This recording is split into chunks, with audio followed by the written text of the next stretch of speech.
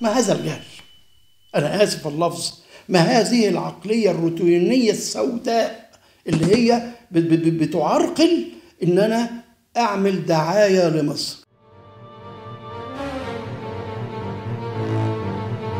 شريف عارف مصر، صفحات يقلبها معكم الكاتب الصحفي شريف عارف.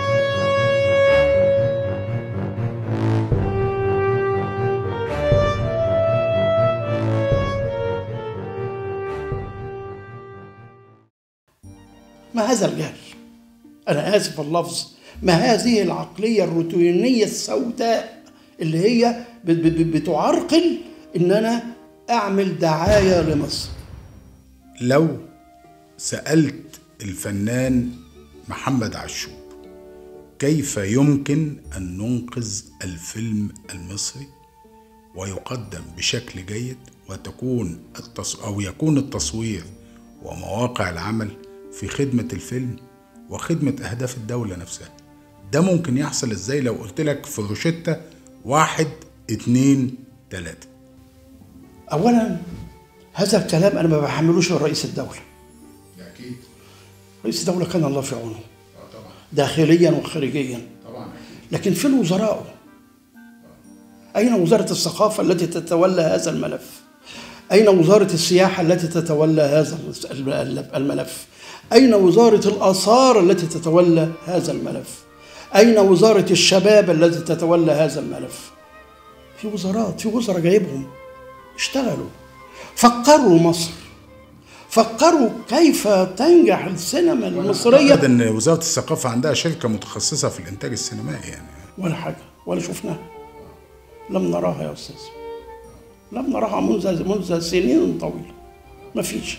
كان في دعم من أيام الوزير فاروق حسني 250,000 جنيه للفيلم الكبير، وما فيش حد خده إلا أعداد قليلة جدا، أو اللي كانت قريبة من قلب السيد الوزير، إنما غير كده ما فيش.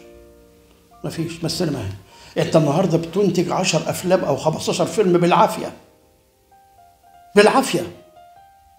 بتنتج 10 15 فيلم من 200 فيلم في السنة، بتنتج 10 15 فيلم. مصيبة. مع أن المفترض أن التقدم التكنولوجي طبعا يساعد. والكارثة الأكبر إنك بتعمل لي تقول لي مهرجان القاهرة السينمائي الدولي. طب أنت بتعمل مهرجان من غير أفلامك؟ أنت بتعمل مهرجان من غير صناعتك. أنت المهرجان ده عشان توري صناعتك، عشان تقول التكنولوجي في صناعة السينما المصرية، الأفلام العالمية المصرية اللي هتجوب العالم. أنت بتعمل وأنت بتنتج 10 أفلام بتعمل لي مهرجان القاهرة السينمائي الدولي ومهرجان الإسماعيلية مهرجانات إيه؟ بتضحكوا على نفسكم. اهتموا بالصناعة واهتموا بإنتاج الأعمال، يبقى في عندي كم من الأعمال الفنية. يا أستاذي ده في كارثة في نقابة المهن السينمائية. نقابة المهن السينمائية النهاردة تضم أكثر من 17 ل 20 ألف عضو، والمعهد العالي للسينما والمعهد العالي للفنون المسرحية يخرج سنويا مئات من الطلبة. طب تخرجوهم ليه؟ إذا كانوا أعضاء السينما أعضاء النقابة السينمائيين عاطلين بدون عمل. هنقول بيشتغلوا في مسبيرو أغلق، تلفزيون مسبيرو أغلق. أنا عايز أسأل سؤال هنا يا أستاذ. أنور وجدي أول واحد صنع ثروة غير طبيعية من صناعة السينما. تمام. إيه اللي حصل في مصر خلاها وصلت للمرحلة دي إنها تنتج 20 فيلم بس؟ ده إذا عرفت تنتجهم في السنة. إزاي قدرنا مثلا لو من 50 سنة أو من 70 سنة بننتج هذا الكم من الإنتاج، ثم الإنتاج في عهد مؤسسة السينما في الستينيات، ثم الوضع اللي احنا فيه دلوقتي؟ كيف وصل الفيلم المصري إلى هذا الحد؟ العقليات يا أستاذ، العقليات والفكر. وأنت طول عندك ما يكون عندك فكر بيظهر لك زويل، بيظهر لك نجيب محفوظ، بيظهر لك يوسف السباعي، بيظهر لك كاتب عظيم زي أنيس منصور، بيظهر لك عظماء في كل شيء، سواء في الادب او في العلم او في السينما او في الذره او في القوات المسلحه او في الشرطه او في اي مكان خلقه ربنا. العقليات والفكر والدراسه. انت النهارده الدراسه زمان زي دلوقتي؟ المدارس زمان زي دلوقتي؟ التعليم زمان اللي كان مجاني مش بملايين الجنيهات النهارده للي عايز يعلم ابنه كويس. بس احنا هنا مش بنتكلم عن قضية وعي. لا، وعي. انا مع حضرتك. احنا بنتكلم بقى كمسألة كوميرشال، تجارة، صناعة المفترض تبقى من الصناعات التقيلة في مصر. لان كان في دولة بتدعمه، كان في دولة بتدعم أنور وجدي، كان في دولة بتدعم صناعة السينما المصرية أيام الملكية وأيام عبد الناصر وأيام أنور السادات، طلعت حرب وغيره. طبعا يعني أنا مش معناها إن أنا أجي في رمضان أعمل مسلسل عسكري وأقول إن ده أعظم حاجة لمصر وده تاريخ مصر وده لا. زمان اتعمل أفلام عسكرية وأفلام حربية وأعمال عظيمة لا تقاس بزمن. موضوع هو فيلم نصر صلاح الدين ده كان قليل، وإسلاما كان قليل، مصطفى كامل، فيلم مصطفى كامل كان قليل، والله معنا، ورد قلبي ورد قلبي. هذه أفلام صنعت من قلب السينمائي المصري، من حب السينمائي المصري لبلده ولوطنه، فصنع هذه الأعمال العظيمة، صنع هذا التاريخ العظيم. حضرتك كنت بتتكلم معايا في مسألة رسم الشخصية. تمام. فقلت لي ان انا المكير لازم يقرأ السيناريو عشان يستطيع يرسم الشخصية القوية. تمام. في أزمة، يعني رغم كل هذا التقدم التكنولوجي في أزمة في الكتابة نفسها، أو زي ما بيقولوا بلغة الشغل الورق. في أزمة في الورق. يعني لو جيت النهاردة اتفرجت مثلا على ليالي الحلمية أو شهد والدموع أو أي ما يكون من أسامة أنور عكاشة أو من وحيد حامد أو إلى آخره، هتلاقي كتابة عالية جدا، رغم ان التكنولوجي ما كانش، يعني ممكن تلاقي في ديفوهات في الديكور، في ديفوهات في كذا، انما في حوار قوي، في سيناريو، في بناء غير طبيعي. النهارده بقى ليه احنا بنفتقد فكرة الورق الجيد؟ انت بعدت كل الكتاب العظام،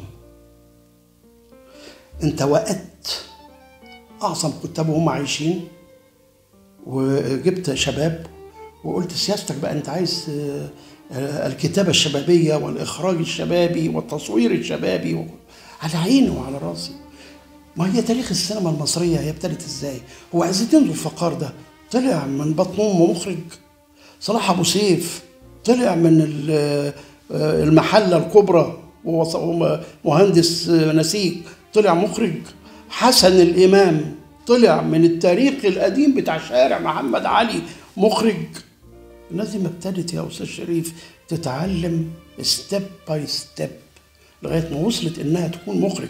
حسام الدين مصطفى لما أهله علموه هنا وبعدين سفروه أمريكا ودرس في أمريكا ورجع بعد دراسته في هوليوود وابتدى يخرج وقدم روائع. هل ده ما كانش شاب؟ بس إمتى؟ اديله الفرصة الأول إنه يتعلم، اديله فرصة إن هو ما تخلوش يتعلم فيا. يعني فجأة ما الاقيش اسم مخرج طالع لي بمسلسل ضخم، وبعدين فجأة الاقي المسلسل فيه ضعف، الاقي المسلسل فيه ديفوهات راكبة على بعضيها، الاقي فيه كتابات مش مظبوطة، وبعدين اقرا الاسماء الاقيها انا لم اعرفها في تاريخ السينمائي، ما شفتهاش، انما لسه فوجئت بيها بعد كده. كل سنة انت بتفرضها برضو. وركنت العظماء كتاب. وحيد حامد كان بيشتغل بمجهوده الشخصي. وحيد حامد يا استاذ كان بيشتغل بعلاقته، انا بقولها وبعترف بيها، بعلاقته مش بالدوله. انا شاهد على حاجات كتيره. اللي بيشغله صديقه الشخصي رجل الاعمال العظيم اللي دخل صناعه السينما وهربوه منها، استاذ كامل ابو علي. هو الوحيد اللي بيقعد يقول له اكتب يا وحيد، انا هنتج لك اللي انت عايزه، هصرف كل حاجه انت عايزها. ما جاتش الدوله قالت له تعالى اعمل عمل.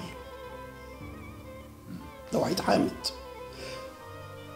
أسامة أنور عكاشة بعد ما عمل الليالي الحلمية وعمل الأعمال ابتدوا بيجروا دلوقتي ورا أعماله اللي كان سايبها، واللي هي اساسا موضع خلاف برضه. ما كان قاعد في وسطينا حيا يرزق، ما حدش قال له تعالى، لا انتوا خدتوا العيال الصغيره وسبتوا العظماء. طيب وغيره كثير. استاذ حضرتك هنا اتكلمت عن نقطه مهمه جدا، وهي مساله القفز المفاجئ. ان واحد يعني مثلا، مع تقديري طبعا لكل الاسماء المحترمه، ان واحد لسه بيبتدي عمل فجاه تاني يوم بقى هو المخرج، بعد كده بقى هو اللي بيرسم سياسة العمل نفسه. زي اللي يجي فجأة صحفي فجأة لقى نفسه بكرة بعدها ب3 أيام رئيس تحرير. هنا مسألة الخبرة وتنوع الأجيال. يعني حضرتك ما بقتش مكياج عالمي بين يوم وليلة، ما تحولتش من المكياج إلى الإنتاج السينمائي برضه بين يوم وليلة. يعني في أفكار، واستمعت الناس وقابلت ناس وقابلت مخرجين. طيب أنا في جزئية مهمة عايز أسأل حضرتك فيها.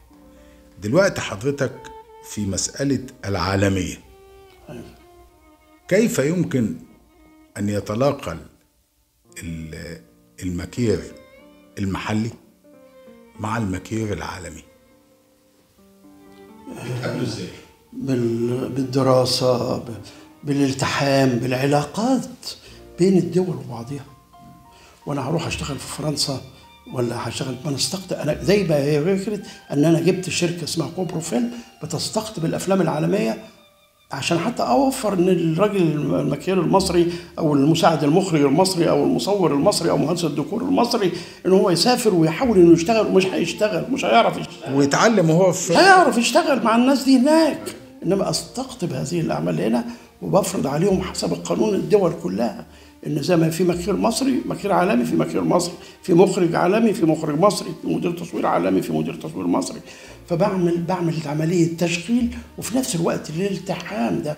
وانا لما هشتغل مع مكير عالمي ما انا هستفيد من خبرته، هستفيد من ايده اللي بترسم، اكيد طبعا بخبرتي المصريه هستفيد من الخبره العالميه. هو ده الالتحام يا استاذي.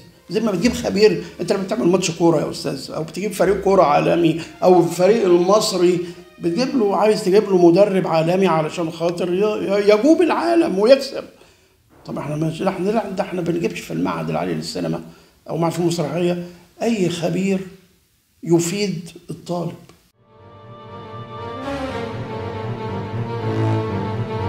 شريف عارف مصر، صفحات يقلبها معكم الكاتب الصحفي شريف عارف.